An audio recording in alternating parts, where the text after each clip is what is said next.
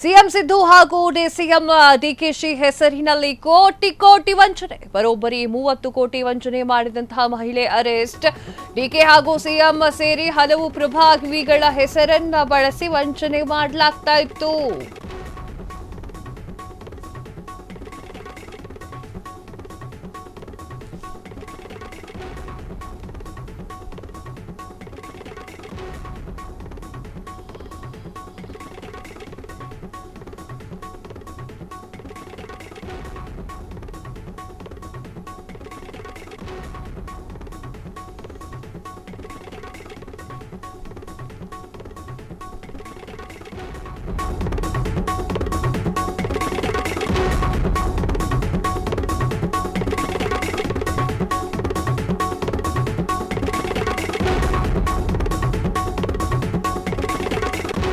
CM Siddu ಹಾಗೂ DCM DK Shivakumar ಅವರ ಹೆಸರಿನಲ್ಲಿ ವಂಚನೆ. ಬರೋಬ್ಬರಿ 30 ಕೋಟಿ ವಂಚನೆ ಮಾಡಿರುವಂತಹ ಮಹಿಳೆ ಅರೆಸ್ಟ್.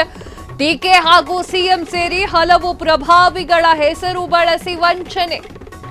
ಸಿರಿವಂತ ಮಹಿಳೆಯನ್ನೇ ಟಾರ್ಗೆಟ್ ಮಾಡ್ತಾ ಇದ್ದಂತಹ ಸವಿತಾ ಕಿಟ್ಟಿ ಪಾರ್ಟಿಯ ನೆಪದಲ್ಲಿ ಆಕರ್ಷಣೆ ಮಾಡ್ತಾ ಇದ್ದಂತಹ ಸವಿತಾ ಡಿಕೆ ಸಿಎಂ ನನಗೆ ಪರಿಚಯ ಅಂತ ಹೇಳಿ ನಂಬಿಸಿ ವಂಚನೆ, ಹಣ ಡಬಲ್ ಮಾಡಿಕೊಡುವುದಾಗಿ ನಂಬಿಸಿ ಸವಿತಾ ದೋಖ, ಕಡಿಮೆ ಬೆಲೆಯಲ್ಲಿ ಚಿನ್ನ ಕೊಡಿಸ್ತೀನಿ ಅಂತ ಹೇಳಿ ನಂಬಿಸಿ ವಂಚನೆ. ನೊಂದ ಮಹಿಳೆಯರು ಗೋವಿಂದರಾಜನಗರ ಪೊಲೀಸ್ ಠಾಣೆಗೆ ದೂರನ್ನ ನೀಡಿದ್ದಾರೆ.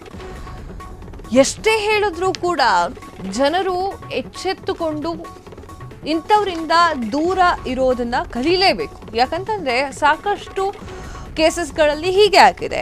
ಸಿಎಂ ಗೊತ್ತು, ಡಿಸಿಎಂ ಗೊತ್ತು, ನಾನು ಅವ್ರ ತಂಗಿ, ನಾನು ಅವ್ರ ಅತ್ತೆ ಮಗಳು ಅಂತ ಹೇಳಿ ಸುಳ್ಳು ಹೇಳಿ ಜನಸಾಮಾನ್ಯರ ಬಳಿ ದುಡ್ಡು ಪೀಕಿಸ್ತಾ ಇರುವಂಥದ್ದು ಇದೇ ಮೊದಲಲ್ಲ. ಈ ಹಿಂದೆಯೂ ಕೂಡ ಈ ವಿಚಾರಕ್ಕೆ ಸಂಬಂಧಪಟ್ಟಂತೆ ಹಲವಾರು ಮೋಸಗಳನ್ನ ಮಹಿಳೆಯರು ಮಾಡಿದ್ದಾರೆ.